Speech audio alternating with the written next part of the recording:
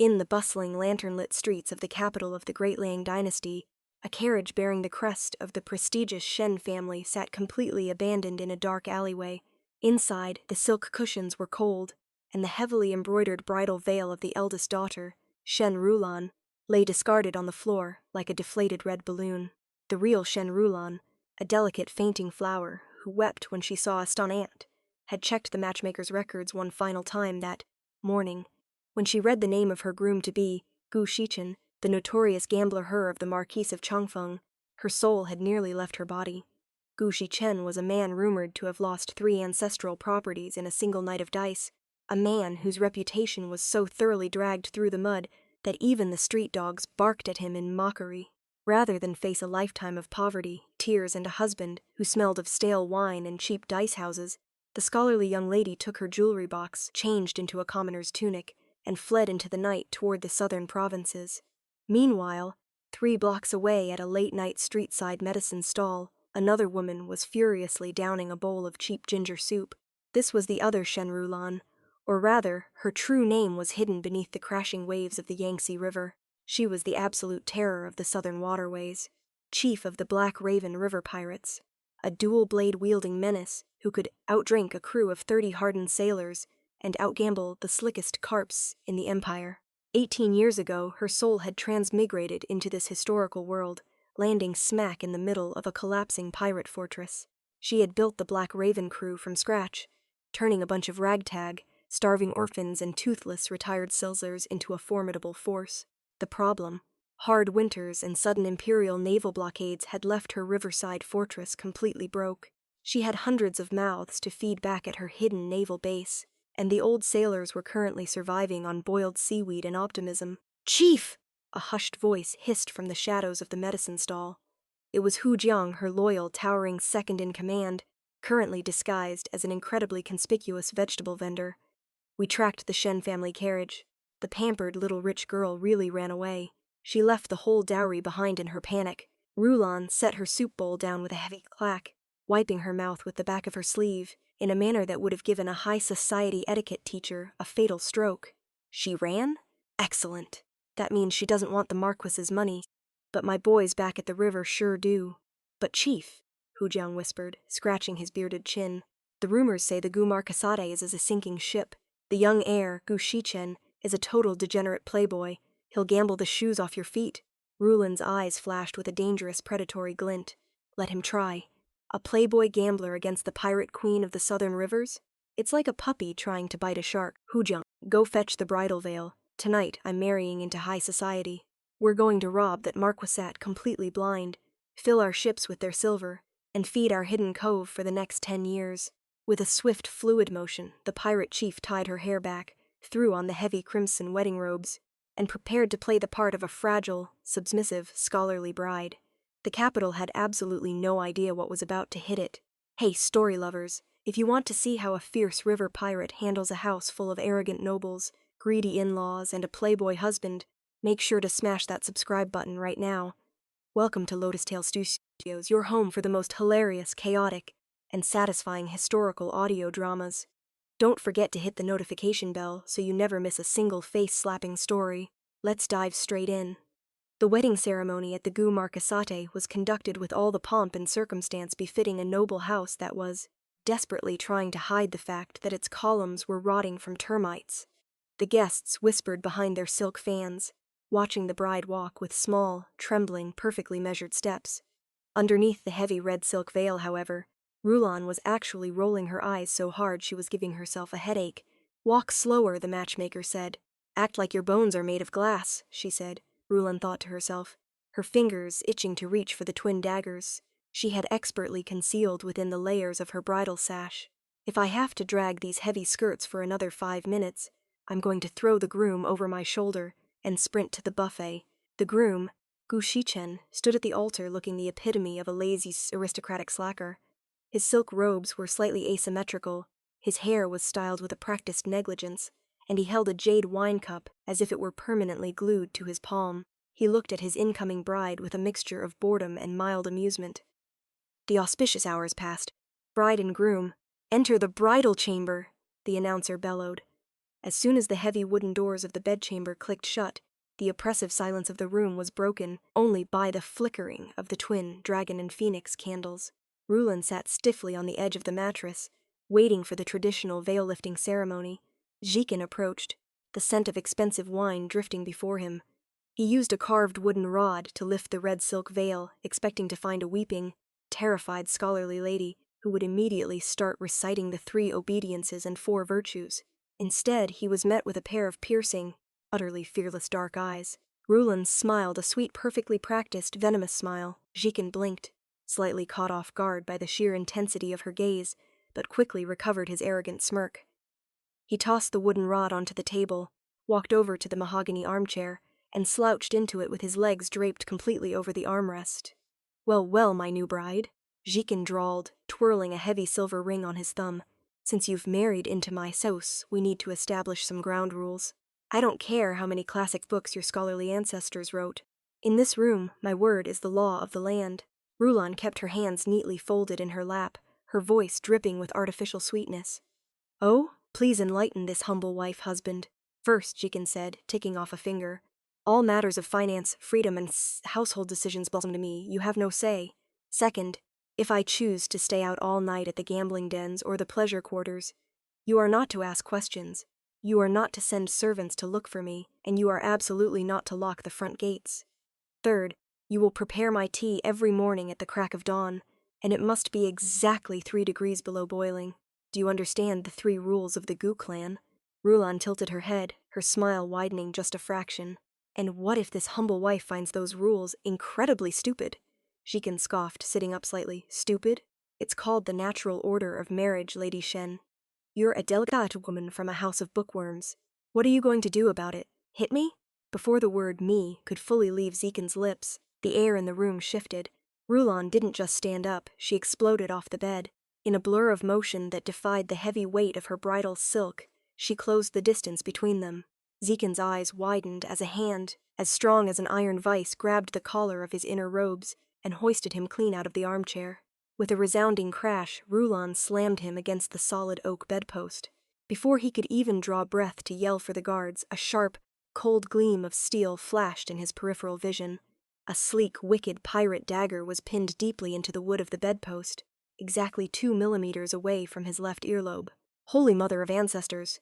Hijacking choked out, his aristocratic arrogance instantly evaporating. His knees turned to jelly, pinned to the wood only by the sheer physical strength of the woman holding his collar. You're not Shen Rulon." "She can't even lift a heavy soup tureen." "Oh, I am your wife, dearest husband," Rulon whispered, her voice dropping into a low, terrifyingly smooth purr that vibrated with absolute authority. "But back on the southern rivers, they call me Chief Shen, and let me tell you something about my rules." Hijacking swallowed hard, his eyes darting to the dagger, which was still vibrating slightly in the wood. Your rules?"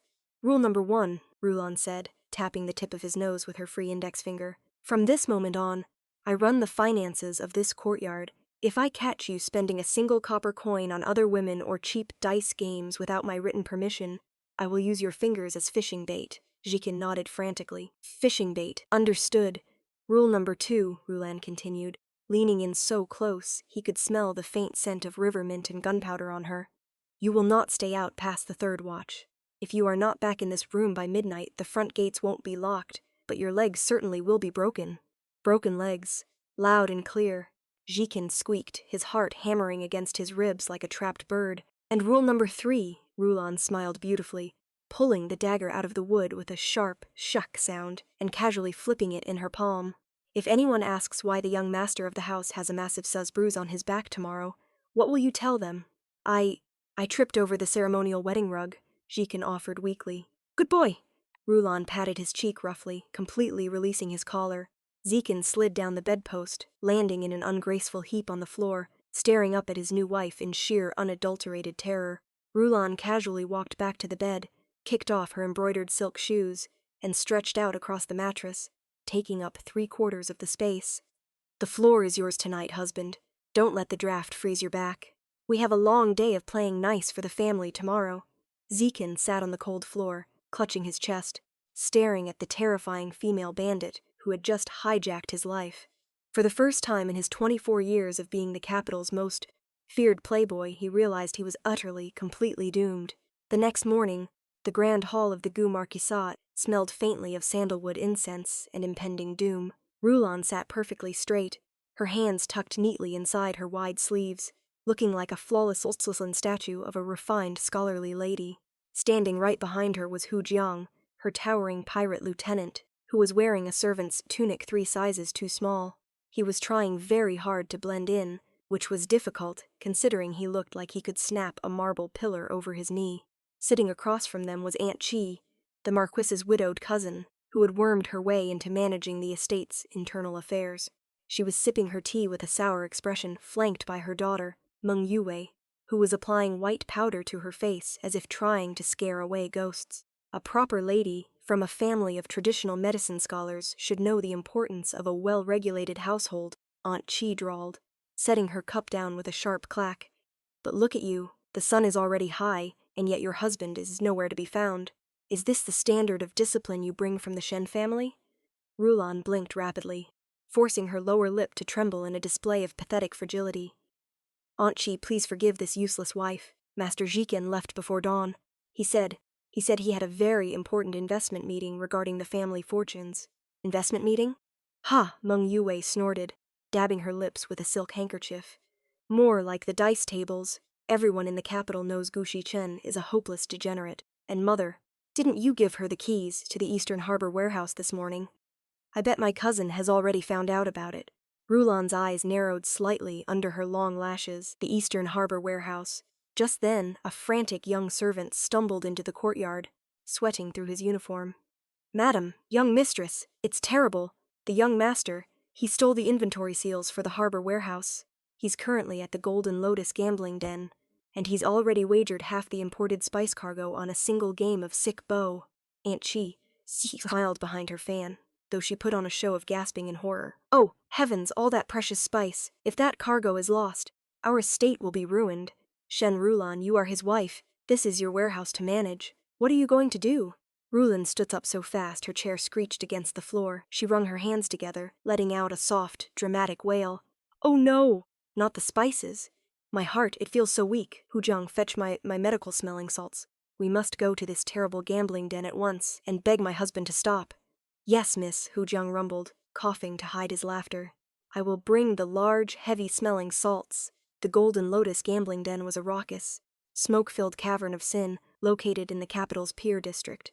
Sailors, wealthy merchants, and shady characters packed the tables, shouting at the rolling dice. In the center of the VIP pavilion sat Gu Chen. His hair was slightly disheveled, and his eyes were bloodshot as he stared at the wooden dice cup held by a sleek, smirking dealer. Spread out on the table before him were the official bronze seals of the Gu family's harbor warehouse. Come on, lucky threes, Shiken shouted, tossing a jade pendant onto the pile. Roll the dice, I can feel the ancestors smiling on me today. Your ancestors are probably weeping in their graves, Master Gu. A cold, sweet voice echoed through the chaotic room. The noisy crowd suddenly fell completely silent. The heavy wooden doors of the gambling den hadn't just opened. They had been kicked so hard off their iron hinges that they were now embedded in the opposite wall. Standing in the doorway was Rulon. Her delicate silk bridal robes were pinned up to her knees, revealing leather pirate boots underneath. Behind her stood Hujang, holding a massive wooden club casually over his shoulder. Wife? Shiken choked, his face instantly turning the color of bleached linen. He instinctively tried to slide under the table. Dearest husband, Rulon smiled beautifully, walking over to the VIP table with the graceful stride of a panther. Aunt Chi told me you were doing market research. I didn't realize the market was located in a den of thieves. The head dealer, a burly man with a scar across his face and 3 hidden daggers in his boots, slammed his fist on the table. Hey, who let this crazy woman into the VIP lounge? This is the Golden Lotus den. You think you can just walk in here and interrupt a game? Guards, throw her into the river. 4 heavily armed thugs stepped forward, brandishing iron rods. Rulon didn't even look at them. She simply snapped her fingers. Hujang, clean the floors. With pleasure, Chief, Hujang grinned. What followed was a majestic 3-minute display of absolute violence. Hujang swung his wooden club like a farmer harvesting wheat. Thugs flew through the air, crashing into liquor cabinets and shattering gambling tables into kindling. The patrons shrieked, scrambling over each other to escape through the windows. Within assassins, the only people left standing were Rulan, Hujiang, a trembling Zikin under the table, and the horrified head dealer. Rulan casually took a seat in the plush armchair opposite the dealer. She reached under the table, grabbed Zikin by the collar of his expensive robes, and hoisted him up, dropping him into the chair next to her like a discarded sack of flour. "Now then," Rulan said, leaning forward and resting her chin on her hands. "You have the warehouse seals on the table. What's the current wager?" The dealer swallowed hard, his tough guy act completely shattered. He wagered the entire harbor spice cargo against 20,000 taels of silver. "The dice are in the cup. One roll determines the winner." Zikin whispered frantically. "Wife, please don't look at the dice. I was just trying to." "Quiet, puppy. The adults are talking," Rulan snapped, not taking her eyes off the dealer. She reached into her sleeves and threw a heavy, solid gold medallion onto the table. It bore the terrifying crest of the Black Raven River pirates, a skull wearing a captain's tricorn hat. "I'll match his wager, and I'll raise you the entire Black Raven shipping route. One roll." "But I roll the dice." The dealer's eyes nearly popped out of his head. The Black Raven shipping route was worth millions to the criminal underworld. "You're the river chief?" "In the flesh," Rulan grinned, grabbing the wooden dice cup. She didn't roll it like a normal person. She gave it a fierce, rhythmic shake that sounded like a ship's hull crashing against a wave, then slammed it onto the mahogany table with a force that cracked the wood. She lifted the cup, 3 sixes, a perfect maximum total. The dealer dropped to his knees, his face pale. "T3 sixes. The house loses everything."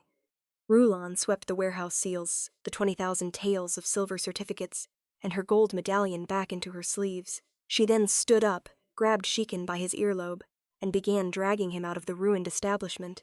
"Ouch, ow, wife, mercy, my ear is going to fall off." Zikin wailed as he was dragged down the crowded pier. "Shut up and walk," Rulan grumbled. "You're coming to the harbor docks.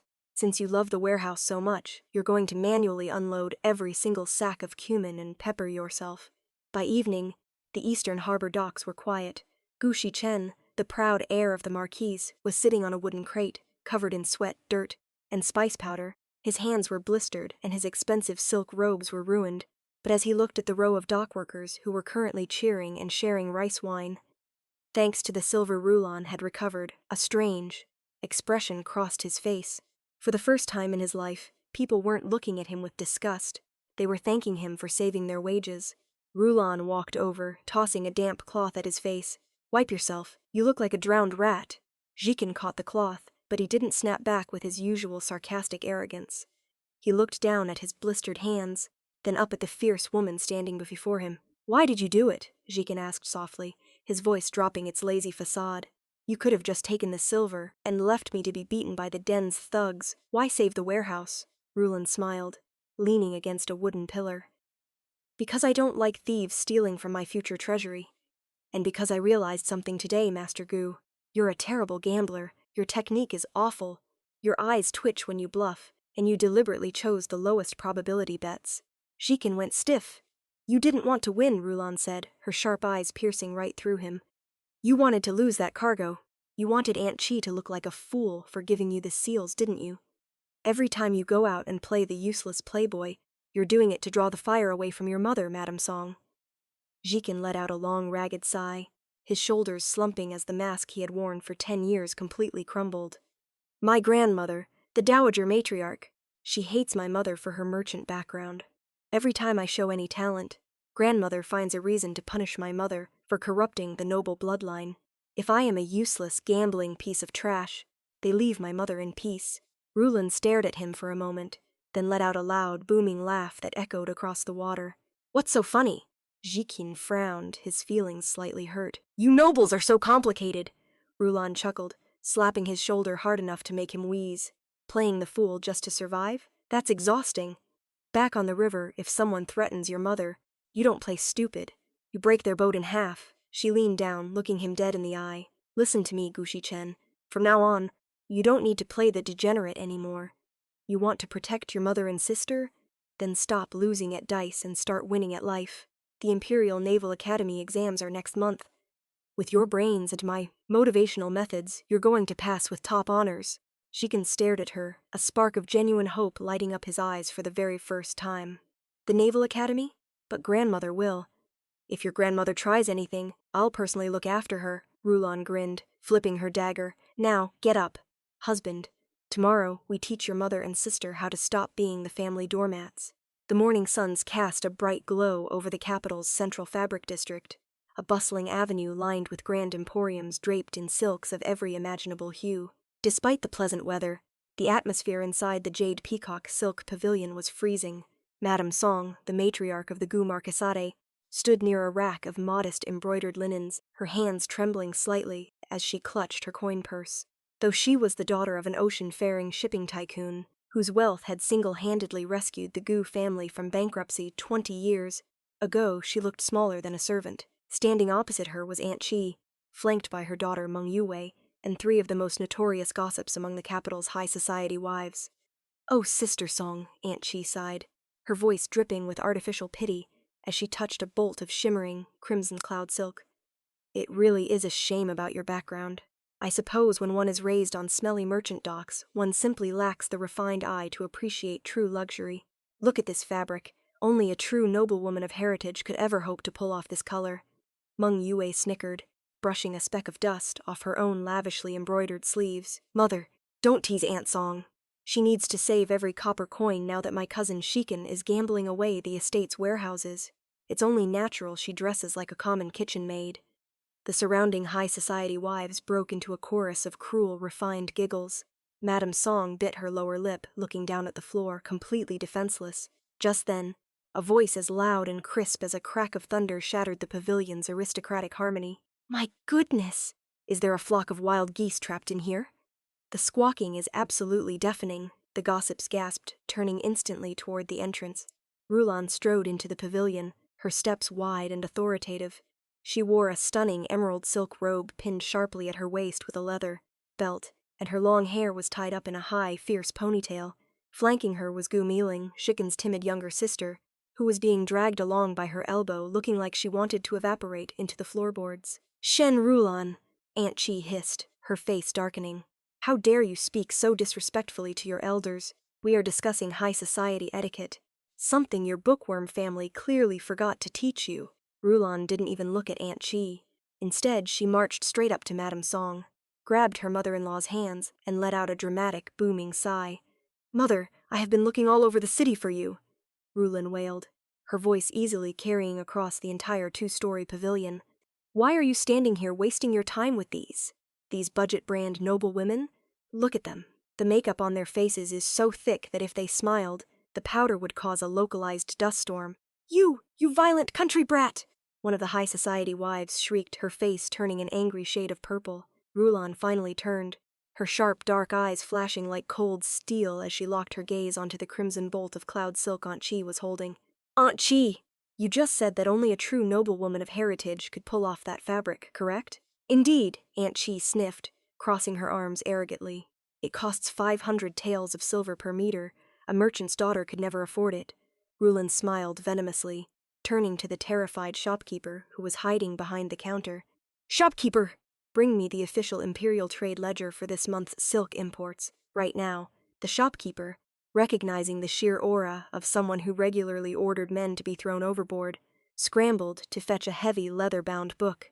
Rulon slammed the ledger onto a mahogany table with a resounding thud.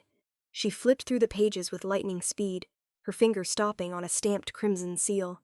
"Let's see here," Rulon read aloud, a predatory grin spreading across her face. "According to the maritime trade laws of the Great Liang dynasty, cloud silk is classified as an imperial tribute luxury. It is strictly tax-exempt only if it is sold to the imperial palace or authorized first-rank maritime tycoons. If a private noble estate hoards or purchases this fabric without a Ministry of Commerce permit, it is legally classified as illegal smuggling and tax evasion." The entire room went dead silent. The high society wives froze. Rulon leaned over the table, glaring directly into the pale faces of the gossips. "I happen to know that your husbands all work for the Ministry of Rights and the Grand Secretariat. None of you hold a maritime tribute permit. Shopkeeper, if I take this ledger to the Shuntian Prefecture Court right now, how many years of hard labor in the northern frontiers do these ladies' husbands get for tax evasion?" Minimum of 10 years, young mistress," the shopkeeper squeaked, sweating profusely. The high society wives instantly descended into a panic. They dropped the fabrics they were holding as if they had turned into hot coals. Wait! It's a misunderstanding, the purple-faced wife cried, clutching her pearls. We were just looking. We haven't bought anything. Oh, but you've wasted my mother-in-law's precious time. Rulan smiled beautifully, her voice dropping into a low, terrifyingly smooth purr. And my time is exceptionally expensive. If you want me to forget about taking this ledger to the magistrate, I suggest you ladies show some real, noble sincerity. Aunt Chi trembled with rage. Shen Rulan, what are you trying to do? Simple, Rulan snapped, clapping her hands together. Shopkeeper, wrap up every single bolt of cloud silk, gold-threaded satin, and premium Lotus linen in this entire establishment. These lovely noble ladies here are going to pay the entire bill as a token of their deep, profound apology to Madame Song. Otherwise, Hu Jiang. From the shadows outside the pavilion, the massive silhouette of Hu Jiang appeared, casually cracking his knuckles with a sound that resembled breaking tree branches. We'll pay right now, the high society wives screamed, throwing their silver certificates onto the counter in a frantic frenzy. Within 2 minutes, they had emptied their purses, grabbed their skirts, and bolted out the front doors as if the pavilion were on fire. Madame Song stood frozen, her jaw practically on the floor, staring at the mountain of premium fabrics now stacked before her. Rulan, child, you just forced the capital's elite to buy out the entire market street for me? Mother, you are the daughter of the greatest shipping tycoon in the southern seas, Rulan said, her voice softening as she patted Madame Song's shoulders, standing her up straight. Your wealth built their noble roofs. From this day on, if anyone tries to look down on you, you don't hide your purse. You buy the entire street and lock them out of it. A tear of pure, overwhelming vindication rolled down Madame Song's cheek. For 20 years, she had been a coward. Today, her pirate daughter-in-law had given her a spine. But the chaos wasn't over. Meng Yue, furious at her mother's public humiliation, suddenly let out a shrill scream from the upper gallery of the pavilion. You think you're so smart, Shen Rulan? Look what your precious little sister did. Rulan, Madame Song and Mei Ling rushed up the mahogany staircase. In the center of the exhibition hall lay a large, magnificent ceremonial landscape painting, a piece intended for the Dowager Matriarch's upcoming birthday. The lower half of the priceless silk canvas was completely ruined, covered in thick, black calligraphic ink. Gu Miling's face was entirely white, tears welling in her eyes as she stared at the ruined painting. I didn't do it. I was just looking at the brushwork from 2 feet away. Suddenly, the inkstone fell from the table. Lear, Meng Yue barked, pointing a finger directly at Miling's nose. I saw you touch it with my own eyes. You've always been an envious, clumsy little crybaby. When grandmother sees that her favorite birthday gift is ruined, she will have you whipped and locked in the ancestral hall for a month. Mei Ling collapsed to her knees, sobbing violently. Sister-in-law, please believe me. I didn't touch it. Rulan walked over to the ruined canvas, her sharp eyes scanning the black ink stains. She noticed a faint, oily residue shimmering on the edges of the ink, and a small smudge on the mahogany table where the inkstone had previously sat. A cold, dangerous smirk spread across Rulan's face. Back on the river, rivals used crude traps like greased ropes and rigged sails all the time. This was child's play. Mei Ling, stand up, Rulan commanded, her voice vibrating with absolute authority. Mei Ling sniffled, slowly rising to her feet, trembling. Did you touch that inkstone? Rulan asked, looking her dead in the eye. No, I swear on my life, Mei Ling cried. Rulan turned her gaze onto Meng Yue, who was currently wearing an expression of smug, supreme victory. Shopkeeper, do you keep oil-based tongue varnish in the back to polish your tables? Yes, young mistress. The shopkeeper nodded. Excellent. Rulan smiled venomously. Hu Jiang, bring me the jar of white lime powder from the carriage. Within seconds, Hu Jiang brought a small pouch of fine white powder. Rulan took a handful and lightly dusted it over the mahogany table and the dry edges of the canvas. As the powder settled, a clear, distinct set of greasy handprints and long, pointed finger guards appeared on the varnished surface, exactly where the inkstone had been pushed. Rulan grabbed Meng Yue's left hand, forcing her sleeves up.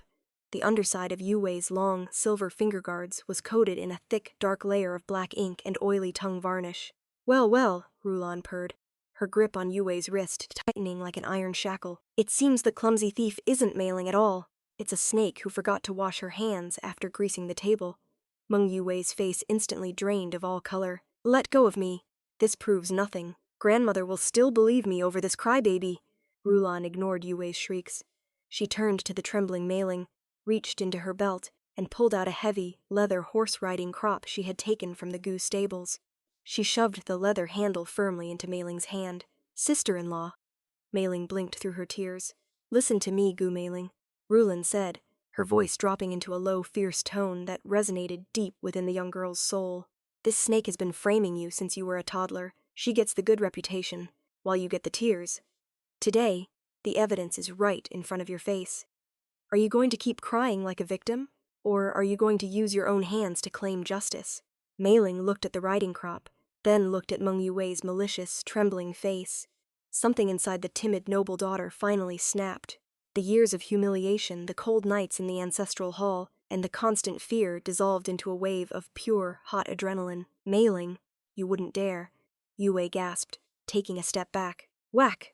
The sound of the leather riding crop connecting sharply with Meng Yuwei's left shoulder echoed through the entire pavilion. Ah! Yuwei screamed, stumbling backward into a pile of silk bolts, her pristine white hair powder flying into the air like a cloud of smoke. Mei Ling stood tall, her chest heaving, the riding crop held firmly in her hand, her eyes flashing with a fierce, newly awakened fire. She didn't look like a timid victim anymore. She looked like a true sister of the Southern River Chief. Sister-in-law, Mei Ling said, her voice steady and clear as she wiped the remaining tears from her face. My shoulder feels a bit tired from the swing, but my heart has never felt better. Rulon threw her head back and let out a roaring laugh, throwing her arm around the girl's shoulders. That's my sister. Come on, ladies. Let's take our mountain of free silks and go home. We have an engagement banquet to prepare for next week, and I think it's time we completely break the rest of this family's enemies. The high society gossip mills of the capital had barely recovered from the fabric market scandals when Aunt Chi launched her ultimate retaliation. If she could not break the new bride, she would strike at the heart of the family's future wealth. Within days, a massive retinue of heavily laden carriages arrived at the Gu Marquisate, bearing the crest of the Sun Salt Tax Syndicate. At the head of the procession was Master Sunbo, an enormously obese, corrupt official from the southern provinces. He possessed a face like a greased lard tin, a belly that required 2 silk sashes tied together to contain, and a reputation for bleeding local merchants dry through illegal salt tariffs. A match made in heaven, Aunt Chi declared loudly during an emergency assembly in the Grand Hall. The dowager matriarch, still sitting arrogantly in her armchair, nodded approvingly. Master Sunbo is a pillar of the southern bureaucracy. He has a brilliant mind for state finances. If we marry Gu Mei Ling to him, our family's influence in the southern trade ports will be secured. Gu Mei Ling stood near the pillar, clutching the leather riding crop she now hid beneath her wide silk sleeves, her face pale but her gaze steady. Beside her, Jikin's jaw tightened. He stepped forward, dropping his lazy facade entirely. Grandmother, Sunbo is twice my sister's age and has 3 concubines who vanished under mysterious circumstances. This isn't a marriage, it's a transaction. Silence, useless boy, the dowager matriarch barked, her raspy voice cutting through the room. A daughter follows her elder's commands.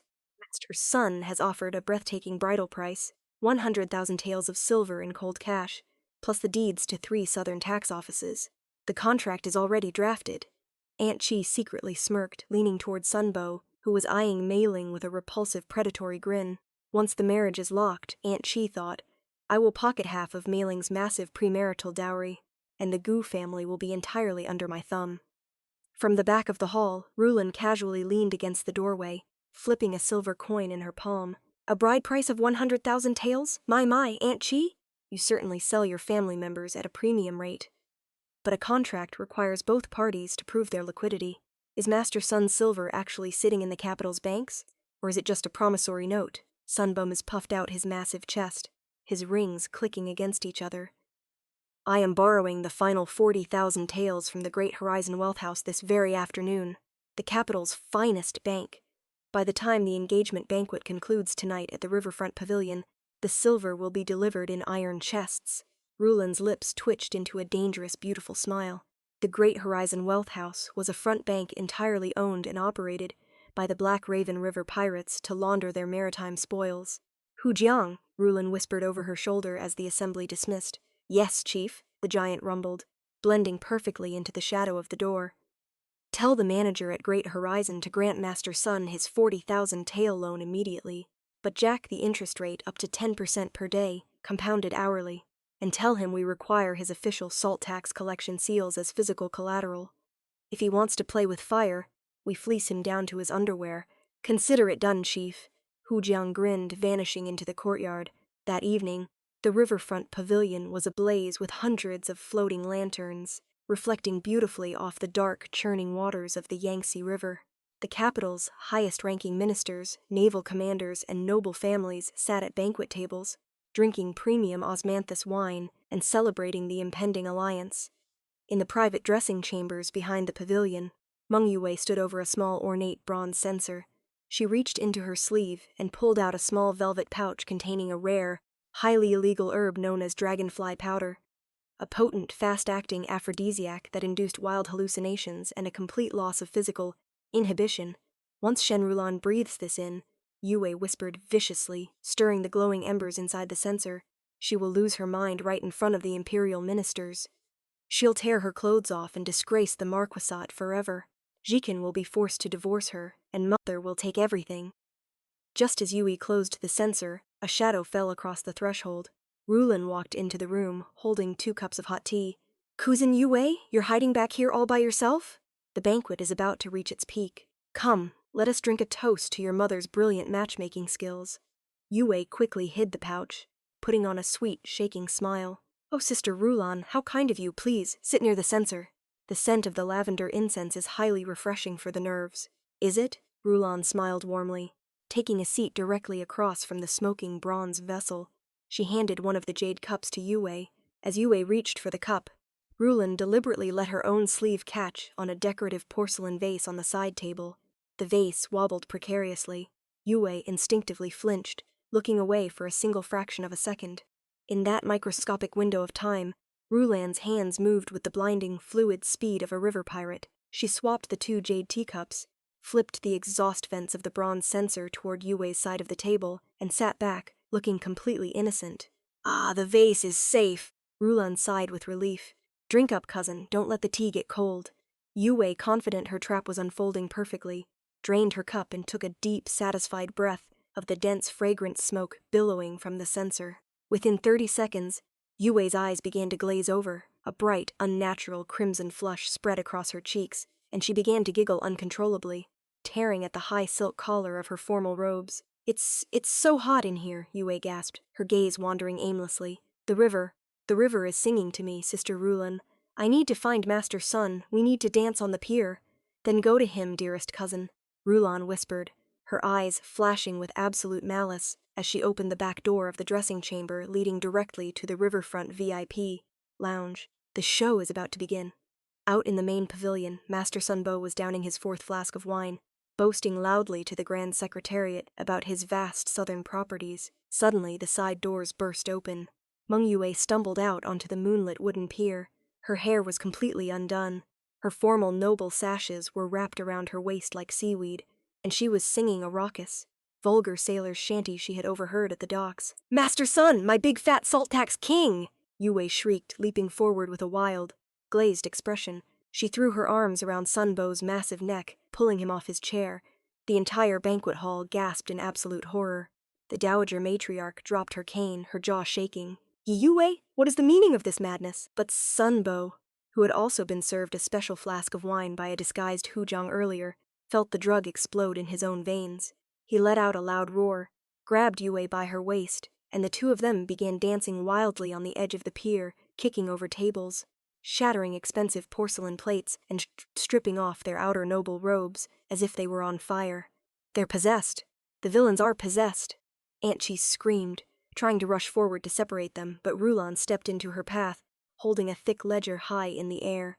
They aren't possessed, Aunt Chi. They are simply celebrating their true nature. Rulan's voice boomed across the entire riverfront, instantly drawing the attention of the imperial ministers. And while they dance, let us discuss what was found in the dowager matriarch's private courtyard this afternoon. Rulan marched straight up to the dowager's table, slamming a bundle of dry, black-veined roots onto the linen cloth. Grandmother, Rulan declared, her voice ringing with absolute clarity. For 5 years, your chronic asthma and lung cough have flared up every winter, correct? Aunt Chi and Yue claimed they were burning, healing celestial lilies in your room to soothe your throat. You spent years enabling Aunt Chi because she flattered your prejudices against my mother-in-law, but look at the loyalty you bought. She didn't just want your keys, She wanted your lungs. Yes, the dowager wheezed, staring at the roots in absolute shock. These are not celestial lilies, Rulon barked, turning to face the Grand Secretariat and the high-ranking ministers. This is blacksuit licorice, a toxic maritime weed that causes severe respiratory inflammation when burned indoors. Aunt Chi deliberately used this to keep the dowager matriarch weak and dependent on her medical prescriptions, allowing her to quietly bleed the Gu family treasury dry. Aunt Chi's face turned completely translucent. Lies, absolute lies. You have no proof. I have the shipping receipts from the black market docks. Signed in your own handwriting, Aunt Chi. Chen roared, striding forward with a stack of financial records he had personally recovered from the harbor. He looked every bit a formidable, sharp naval commander now. Furthermore, my mother, Madame Song, has just cross-checked the estate's main ledgers. Over the past 3 years, Aunt Chi has embezzled 60,000 taels of silver from the public accounts to fund her nephew's gambling debts in the south. The Grand Secretariat stood up, his expression dark with fury. An attack on a noble matriarch? Massive financial embezzlement? Guards! Arrest Aunt Chi immediately. Strip them of their noble titles and seize all their remaining assets. No, no, Brother Changfeng, save me! Aunt Chi wailed, dropping to her knees as the Imperial Guards dragged her away in heavy iron chains. Out on the pier, a sudden ungraceful splash echoed through the night.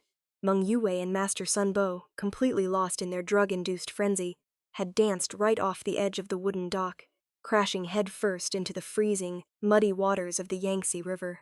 The dockworkers let out a massive cheer, while the high society guests watched in absolute, thoroughly satisfied amusement. Rulon walked over to the edge of the pier. Looking down at the splashing, ruined official and his cousin, she turned back to Mei Ling and Madame Song, a victorious grin playing on her lips. Well, family, the trash has officially been washed down the river. Tomorrow we clean the rest of the house. The morning after the catastrophic riverfront banquet, the Gu Marquisate was quieter than a graveyard. The grand hall, once filled with the arrogant demands of Aunt Chi and the constant, nagging complaints of the dowager matriarch, felt hollow. The dowager herself had retreated deep into the east courtyard, too humiliated to show her face to the servants after learning she had been inhaling toxic weeds for 5 years. Standing in the center of the hall was Marco Gu Changfeng. His face was pale, his aristocratic posture completely deflated. Before him on the heavy mahogany table sat 3 objects: a freshly drafted set of imperial legal documents, a thick ledger detailing the staggering wealth of the Song shipping syndicate, and the crimson ink pad used for executing family laws. Madame Song stood across from him. For the first time in 22 years, she was not wearing the drab, modest linens her husband forced upon her to hide her lowly merchant origin. She was dressed in a spectacular, ocean blue silk robe embroidered with silver waves, the traditional garb of a maritime merchant queen. Behind her stood Gu Meiling and Gu Shichen, acting as an unbreakable wall of familial support. Song Shuyan, the Marquis stammered, his voice trembling as he looked at the documents. What is the meaning of this? We have been married for over 2 decades. I am the Marquis of Changfeng. You cannot simply present me with a divorce decree. I can, and I just did, Changfeng, Madame Song replied, her voice steady, resonant, and entirely devoid of the fear that had plagued her youth.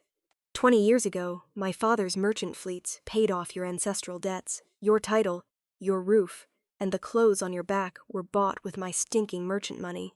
Yet, under the instigation of your cousin and your mother, you signed a secret divorce decree back then, threatening to cast me out whenever I failed to obey your family's absurd rules. You even kept it in your study to hold over my head. The Marquis swallowed hard, looking toward his son. Shichen, speak to your mother. Tell her this is madness. If we divorce, the reputation of the Gu clan will be ruined. Jikin stepped forward, his eyes sharp and serious. Father, when you failed in the imperial court, Mother comforted you. When the estate ran out of silver, Mother filled the vaults. Yet, to establish your pathetic authority as the head of the house, you allowed Aunt Chi to bully her, and you nearly sold my little sister to a corrupt salt tax pig. You are no man at all. A real man with a backbone doesn't use outsiders to suppress his own wife. You! Ungrateful brat, the Marquis shouted, slamming his fist on the table. If she divorces me, she leaves this house with nothing. The laws of Great Liang state that the husband controls the estate. From the shadows near Znin, a slow, rhythmic clapping echoed through the hall. Rulon walked out, spinning her pirate dagger on the tip of her index finger. Oh, Marquise! It seems your brain is as empty as your treasury. Have you actually read the updated premarital asset laws of the Great Liang dynasty? A wife's dowry and any corporate shipping entities registered under her maiden name remain strictly private premarital property. In the event of a divorce brought about by financial embezzlement or domestic endangerment, both of which we proved to the Grand Secretariat last night, she takes everything with her. Not a single copper coin, spice sack, or silk thread will be left for you. The Marquis dropped into his chair, staring blankly at the ledger. Everything? She takes everything? Yes, Madame Song said, picking up the official family stamp, pressing it into the crimson ink pad, and slamming it onto the divorce papers with a definitive thud. I am taking my children, my ships, and my silver. If you want to keep playing the grand nobleman, you can do it in an empty house with your termites. Goodbye, Changfeng. Later that afternoon, near the secluded southern pier of the capital, a massive, black-sailed warship lay at anchor. The flag of the Black Raven River pirates fluttered proudly in the river breeze. Hu Jiang and a dozen hardened sailors were busy loading heavy iron chests into the ship's hold. Rulan stood on the wooden dock, her pirate leather boots clicking against the planks. She adjusted her dual sashes. Her undercover mission was complete. She had secured enough wealth to feed her entire crew for a decade. Chief, we completely seized Sunbow's salt tax offices and his entire personal treasury because he defaulted on that hourly bank interest. Hu Jiang shouted from the deck, slapping one of the massive iron chests. The wind is turning south. We're ready to cast off. Excellent. Rulan smiled, looking back toward the bustling capital one last time. Let's go home. Are you really going to slip away without saying goodbye to your husband, Chief Shen? Rulan froze, then slowly turned around. Walking down the wooden pier was Gu Chen. He wasn't wearing his ruined noble silks or his lazy gambler's grin. He wore the pristine, navy blue uniform of a top-ranking graduate of the Imperial Naval Academy, complete with a silver-hilted officer's sword at his hip. Behind him, 3 large commercial merchant ships bearing the Song Syndicate crest pulled up to the docks, commanded by Madame Song and a smiling Gu Meiling. Rulan raised an eyebrow, a smirk playing on her lips. Well, look at you, Master Gu. You actually cleaned up nice. Did you come here to arrest me for hijacking your family's life? Arrest you? Sichin chuckled, walking straight up to her until he was standing just inches away, his piercing eyes locked onto hers. Why would I arrest the woman who gave me my spine back? I told you, Rulan, I'm a terrible gambler, but when I find a winning hand, I bet everything on it. He reached into his uniform coat and pulled out a heavy golden cylinder. He unrolled it, revealing the official, highly classified imperial navigational charts of all the southern trade routes, complete with the Emperor's personal naval seals. What is this? Rulan blinked, genuinely caught off guard. A dowry, Jikin whispered, his voice dropping into a low, deeply sincere tone. I passed the Naval Academy exams yesterday with top honors. The Emperor granted me command of the southern waterways. But I don't want to fight the Black Raven pirates, Chief Shen. I want to join them. Rulan blinked, her jaw dropping slightly. You, the grand heir of the Marquisate, want to be a pirate. Not just a pirate, Jikin grinned, dropping to one knee right there on the muddy wooden dock, holding up the golden navigational charts with both hands. I want to be your live-in pirate groom. I'm giving you the Imperial charts, my sword, and my life. Will the fierce river chief accept me into her base? From the deck of the adjacent merchant ship, Madame Song leaned over the railing, throwing a massive leather sack filled with pure gold bars onto the dock with a loud clunk. And I am throwing in the entire Song shipping fleet as his wedding gift. Daughter-in-law, my son might be a bit dramatic, but he's excellent at naval strategy. Take him with you. Gu Meiling waved her riding crop from the deck, cheering loudly. Take him, sister-in-law. If he misbehaves, we can just throw him overboard. Rulan stared at the gold, then at the imperial charts, and finally down at the handsome, fearless man looking up at her with absolute devotion. For the first time since she had transmigrated into this world, her hardened pirate heart melted completely. She threw her head back and let out a roaring, joyous laugh that echoed across the vast Yangtze River.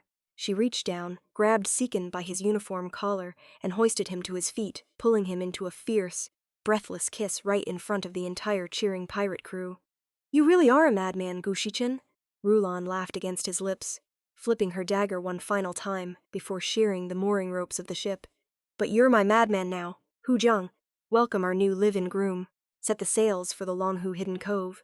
Tonight, the whole base eats like kings. 3 months later, high up in the misty, cliffside fortifications of the Longhu Hidden Cove, the legendary maritime base of the Black Raven crew was completely unrecognizable. The old, struggling sailors were gone.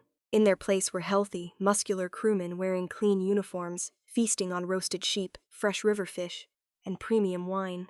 The harbor delta was completely secured, protected by deep natural stone defenses that no regular imperial fleet could ever hope to penetrate. A brand new, massive training ground had been built right along the edge of the riverfront docks. Gu Mailing stood in the pavilion overlooking the water, expertly sketching a majestic landscape painting of the breaking waves, her posture confident and proud. Every now and then, she would look down at the young pirate recruits who were practicing their spear work on the grim, wooden planks. If anyone slacked off, she would casually tap her leather riding crop against the wooden railing, and the recruits would instantly straighten up in sheer terror. Inside the main administrative hall overlooking the cove, Madame Song sat behind a massive mahogany desk, covered in financial ledgers from 3 different provinces. She was expertly managing the combined wealth of the Song shipping syndicate and the pirate front banks, turning the hidden base into the most lucrative maritime trade hub in the entire empire. She had never looked happier or more radiant. Down by the fresh mountain springs feeding into the delta, the afternoon sun reflected beautifully off the water where Rulan and Jikin were sitting, together on a wide stone bench. "So," Rulan drawled, leaning her head against Zykon's shoulder, watching her fleet train under the blue sky. "How does the Grand Imperial Naval Academy graduate feel about living in a den of thieves?" Zykin smiled, wrapping his arm securely around her waist and pulling her close. He looked down at his beautiful, terrifying wife, his eyes filled with absolute contentment. "I think it's the greatest gamble I've ever won, Chief Shen. The capital is boring. My father is probably still trying to figure out how to count his remaining coppers, and the river air suits my lungs perfectly." He reached into his sleeve, pulling out a small wooden cup and 3 ivory dice, shaking them playfully. "One game, wife. If I win, I get to choose the name of our first child." Rulan grinned, a dangerous, brilliant spark lighting up her dark eyes as she snatched the cup directly from his hand. "Oh, husband, you never learn, do you? On this mountain, and on these rivers, my dice are the only ones that roll. Maximum total." She slammed the cup down, and as the laughter of the entire family echoed through the Longhu hidden cove, the stars aligned perfectly over the new rulers of the southern waters. The chaotic, hilarious, and utterly unbreakable family of the Pirate Queen had finally found their true home. Wow, what a wild, face-slapping, and hilarious journey. From an undercover bridal chamber to ruling the southern river delta as a pirate family, our characters finally got their perfect, chaotic happy ending. If you absolutely loved this structurally polished story and want to see more original, high-energy historical audio dramas just like this, please give this video a huge thumbs up. Leave a comment down below telling us your favorite scene. Was it the casino rescue, the fabric market showdown, or Zykin begging to be a live-in pirate husband? Make sure you are subscribed to Lotus Tale Studios and have that notification bell turned on so you never miss our next massive story drop. Until next time, keep reading, keep smiling, and watch out for those river pirates.